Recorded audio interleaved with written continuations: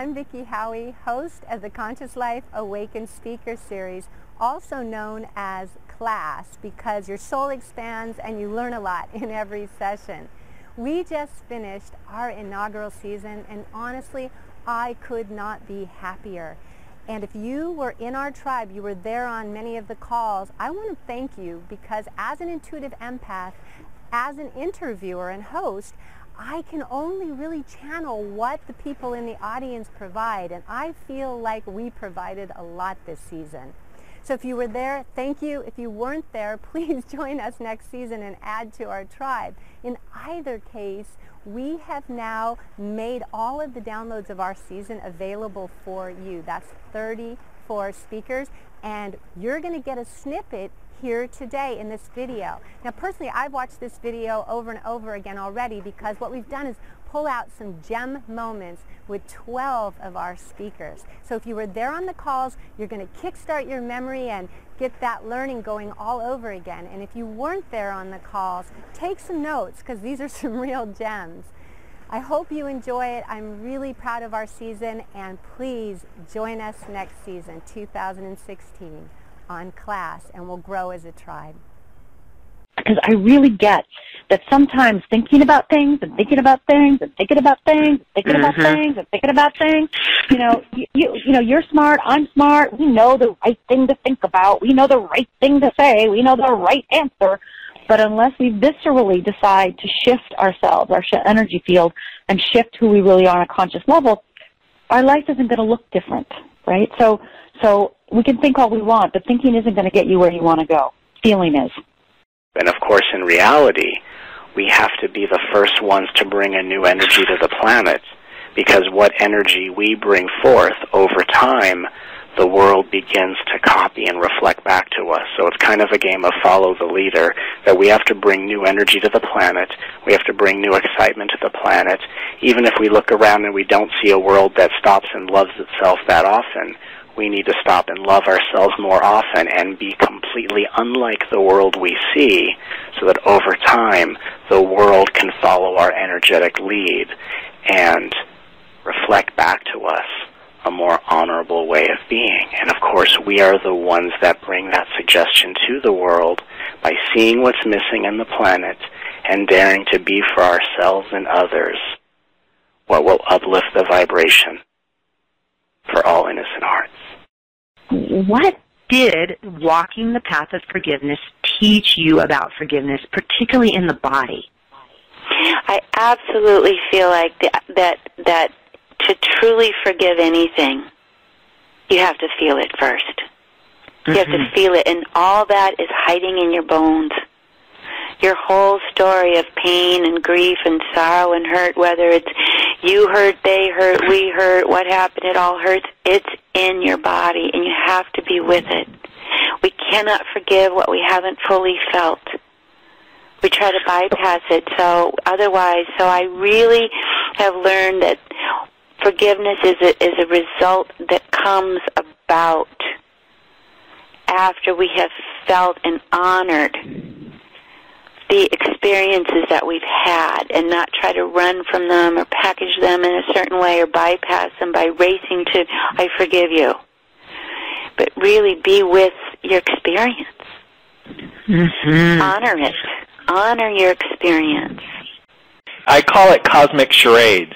You know, the universe doesn't speak to us the way you and I are communicating right now. They speak through impressions. They speak through feelings. They want to send information. So it's literally cosmic charades for me. You know, I've had clients before where they're sitting in front of me and all I keep seeing is a Christmas tree from when I'm a kid, and I think I'm distracted. I ask them, why do I see a Christmas tree? She wells up with tears because her parent passed away on Christmas Day.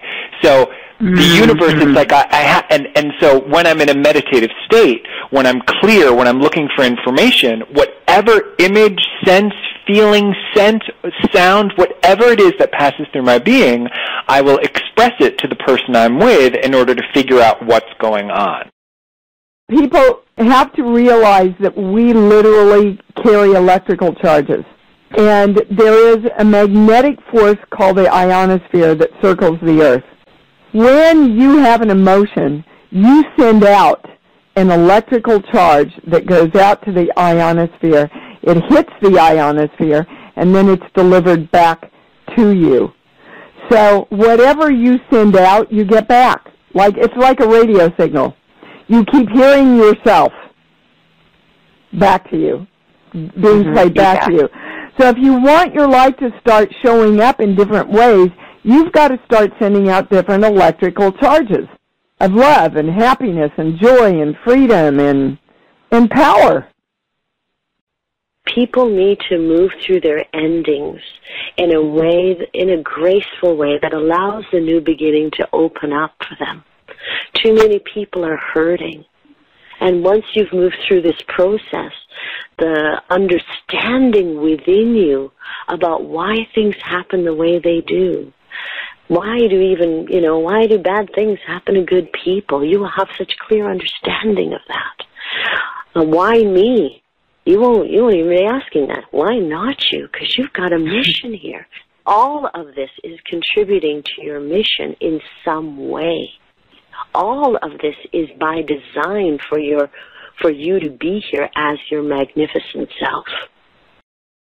What I found in working with people is that there is a tendency for people to have an inferred insinuation that if I don't attract good stuff into my life, then I must not have anything good.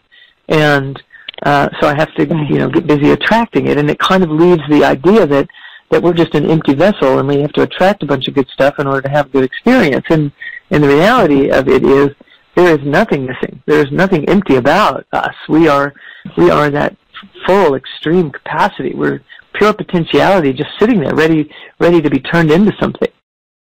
The heart produces an electromagnetic field. It's by far the strongest source of electrical energy in our bodies. It produces an electromagnetic field that extends beyond our skin out into space, about 3 to 4 feet. It's not an aura or subtle energy that I'm talking about here. It's very measurable, scientifically understood electromagnetic energy. And this field isn't constantly changing. In other words, the information in the field, the frequencies in the field, is constantly changing. And what we found is that the main thing that changes that information is our emotional state. If we're feeling frustrated, angry, judgmental, hateful, those kind of emotions, it produces what's called an incoherent spectra in the field, chaotic energy.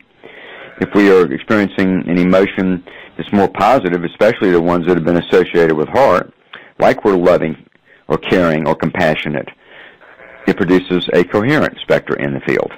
If we begin to come at what it is we want to accomplish from a place of how may I serve, it changes how we energetically engage the world. And these are fundamental pivots that we can all make in our lives. Now, how may I serve does not mean that we're going to martyr ourselves.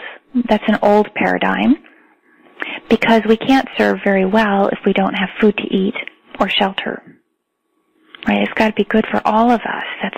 I call that the triple bottom line. Good for you, good for me, good for everyone. She says, I don't have powers. He said, well, what are you talking about? I just saw that you were standing there. You looked up. You were obviously surprised by the fact that a flood had come. You said something, and then it just ran right by you, leaving you dry. What did you say? Oh, that, she says. You ready? She said, I just said, you go on without me. You go on without me. We never think that we can inwardly say to that flooding fear, that raging resentment, that deep whirlpool of worry, we never think to ourselves that within us lives a nature that is above the thing that the nature that is troublesome wants us to believe in. So we don't have to identify with these negative states. She didn't. She just said to it what we have to say, which, by the way, is the same as I don't work for you. You go on without me. The other fear that we have is being banished from the tribe. We're very tribal beings by nature. We have lifetimes and lifetimes of being a part of a tribe. And if our tribe is attached to poverty consciousness, for example, and then all of a sudden we decide we want to go into wealth consciousness, then we feel like there's this double bind. Do I stay aligned with what the tribe wants me to be, because the tribe doesn't want to change, or do I go out on my own? You understand that underlying all of life is a fundamental harmony, a fundamental wholeness. There's only one thing really going on. It's called a universe, which means one song. It's not a biverse or a diverse or a triverse. It's a universe. It's one song. And so everything, when you understand this, is ultimately conspiring for our freedom and for our greater progress. Everything. There's only one thing really going on. Again, this is what all the great mystics have taught. One life, one power, one presence, one substance, one law, oneness. And it's indivisible, and it's whole, and it's already complete, and it's already perfect, but it's infinite, so it's forever unfolding, forever emerging. But because this is the underlying order of all of experience and creation, everything, even if it looks bad, is actually conspiring for your greater good.